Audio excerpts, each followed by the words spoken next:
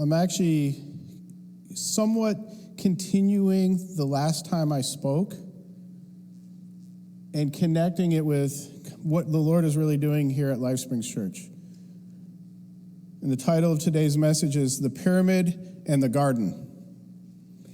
Ever since Hamas attacked Israel, I've found people discussing their feelings and beliefs concerning Hamas in a manner that is reminiscent of when the Twin Towers were attacked.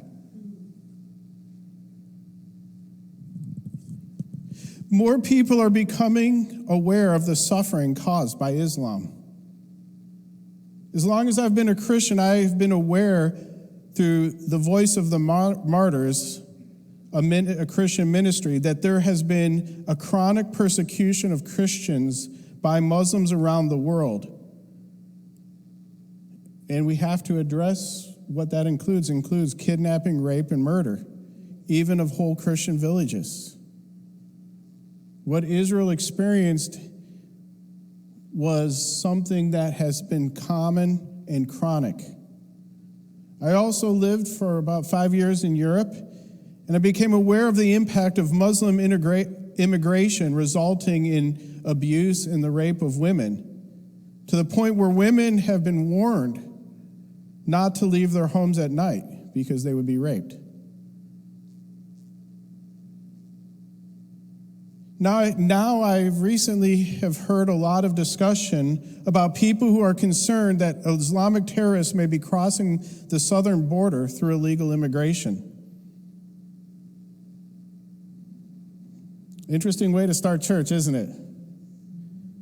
These are facts. If you notice, that last one was people are concerned that. It's a fact that people are concerned that Islamic terrorists may be coming up. But those other two things that I mentioned are facts. But how we respond to those facts is critical for good to triumph over evil. How we respond to what is happening in the world, in our heart, in our attitude, is critical for good to overcome evil. Romans 12:21 says, "Do not be overcome by evil, but overcome evil with good." In the face of the facts that are confronting us, often bringing fear, bringing anger, bringing frustration, it's a temptation to get out of the Spirit and become part of the problem rather than part of the solution. How we respond to facts determines whether we become part of the problem or part of the solution. And our prayer is that we will be part of the solution.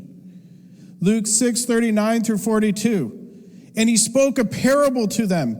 Can the blind lead the blind? This is so critical. I want you to put this thought, that first sentence, in your mind, and throughout the message, eventually you'll see it connect somewhere. Can the blind lead the blind? We're talking about people who cannot see, who cannot perceive. Can the blind lead the blind? Will they not both fall into the ditch? And if we as Christians are blind and cannot perceive, we'll lead people into a ditch instead of into life.